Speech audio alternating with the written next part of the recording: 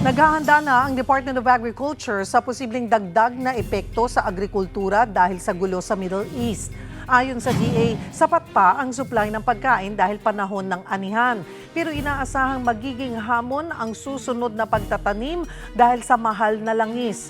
Tumaas din ang presyo ng abono dahil sa problema sa supply dulot ng blockade sa Strait of Hormuz. Dagdag banta ang posibleng El Nino na maaaring magsimula sa Hunyo. Sa ngayon, inilunsad na ng DA ang 10 billion pesos na Presidential Assistance for Farmers and Fisher Folks program kung saan higit 4 na milyong beneficiaries ang makakatanggap ng 2,325 pesos na cash aid. Sa puntong ito, makakausap natin si Department of Agriculture Deputy Spokesperson Assistant Secretary Joycel Panlilio. Magandang tanghali po sa inyo, ASEC. Magandang tanghali, Cheryl, at sa lahat ng inyong mga tagapakinig. ASEC, kanina nga po ay namili na mismo ng gulay si Pangulong Bongbong Marcos sa Benguet. Bukod po dito, ano pa ang aksyon ng DA para maiwasan ang ganitong sitwasyon? Ang DA po kasi meron po tayong Kadiwa ng Pangulo program.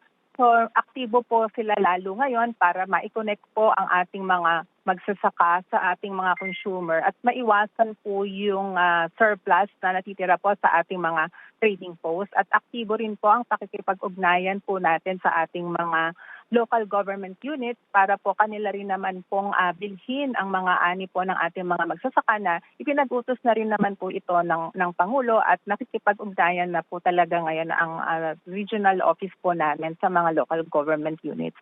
Aside po dito, yung mga cold storage po natin at transport support po natin ay atin po itong inaayos din po. Okay. Ito pong pamimili ni Pangulong Bongbong Marcos ay sa Benguet.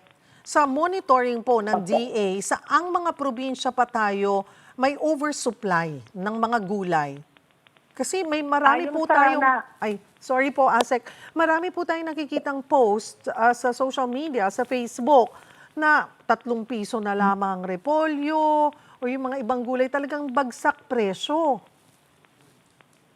Doon po sa ulat po na sa amin ay sa car po yung marami po kasi tayong talagang production ng highland vegetables na dahil malayo nga po ito sa usual na market na pinagdadalhan kagaya po dito sa Metro Manila at sa ibang lugar po sa Region 3 ay iyon po ang tinutukan po ng ating kagawaran. At the same time po meron din po tayong nakikita na mga production po ng gulay sa Nueva Ecija. Pero ang atin pong DA ay meron naman pong assistance as to market linkage as well as yung post-harvest po processing ng mga overproduction po or surplus ng mga fruit and vegetables po natin. Ano ho rin ang plano pa ng DA para mapababa yung logistics cost o transport cost ng mga ani? Gaya po ng nasabi po ng Pangulo kanina ay pinaalis po muna niya yung mga cost po ng yung LGU fees ng mga dumadaan po ng mga delivery truck. At the same time po ay yung pag-alis po ng toll fee para po sa mga truck na nag-haul po ng ating agri-fishery products. At isa pa po dito ay meron pong pinag-aaralan or tinatapos po na fuel subsidy program para po sa mga truckers din po natin para po matulungan po yung ating mga delivery po dito. At meron din po tayong pag-gather ng datos sa mga local government units para makita po natin ano po ba yung lokal na pangangailangan na pagkain na agri-fishery products po ng mga LGUs para po yung mga wala po sila at yung may mga surplus po sa ibang lugar ay madala po doon sa mga nangangailangan na LGU. It's also a form of market linkage po then between the producers po natin at doon po sa available na merkado. Okay, kailan po ito mararamdaman ng ating mga farmers? Kasi sabi nyo nga po pinag-aaralan, pinaplano, pero hindi po ba dapat ay nakita na po natin itong na-foresee na kakaharapin ng ganitong problema?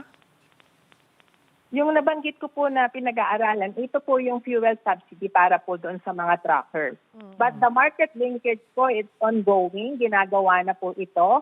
At marami na po tayong natulungan ng mga magsasaka na maipahatid po o mahatid sa merkado yung kanilang mga ani. Gaya po ng nangyari sa Benguet, na dala po ito sa tulong po ng mga truck ng DA at yung mga pinapagamit po ng ating mga FTAs na nabigyan din po ng hauling truck ng DA, na nadala po yung mga ani sa Quezon City at meron din pong dadalhin sa Bulacan, may nadala po tayo sa iba-ibang lugar sa Region 3 at even po doon sa mga ibang areas po sa Cordillera po mismo. Sa ngayon po ay stable pa yung supply dahil anihan.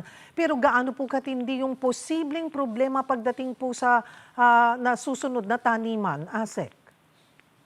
Dahil nga po dito sa pagtaas po ng fuel cost, na apektado rin po yung fertilizer, nagkaroon na rin po ng pagtaas ng presyo.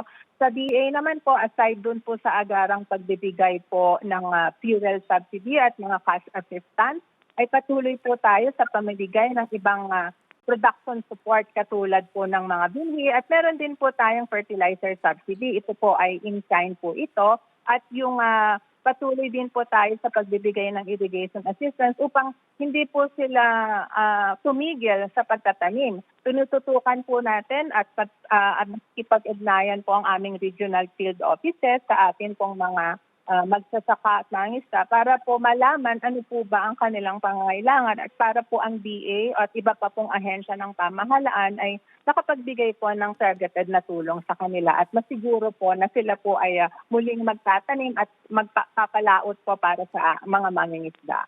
Ano rin po ang ginagawa ng DA para tugunan yung pagtaas ng presyo ng abono dulot ng supply constraints sa Strait of Hormuz?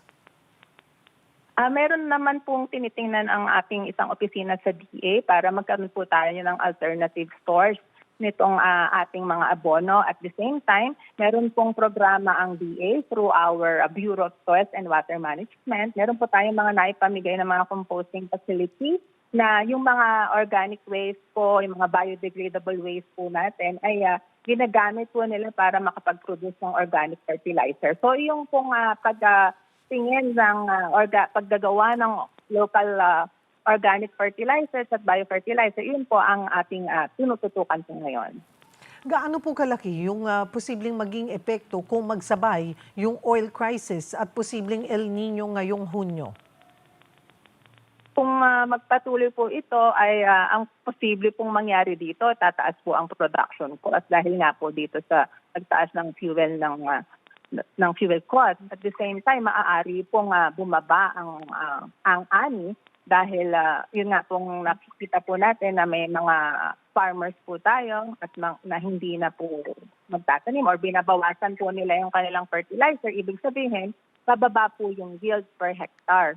Kaya ang ginagawa po natin ng DA ay yung focus po tayo sa irrigation support din po natin at yung pamimigay po ng mga drought-resistant inputs po sa kanila at yung pagbibigay pa rin po ng fuel assistance hanggat kaya po ng ating pondo. Ano rin po yung short-term, medium-term, and long-term plans para harapin ang agricultural shocks? Ay, yung ating pong ginawa ay yung pamimigay po, ito pong short-term natin, ay yung agarang pagbibigay po ng fuel assistance in the form of cash po ito at yung nabanggit na din po kanina, yung presidential assistance for farmers and fisherfolk. Ito po yung cash po natin. For our medium term naman po ay yung ating pong patuloy na pagpapalakas po ng ating infrastructure projects sa mukha po ng mga irrigation at cold storage facilities, post-harvest facilities.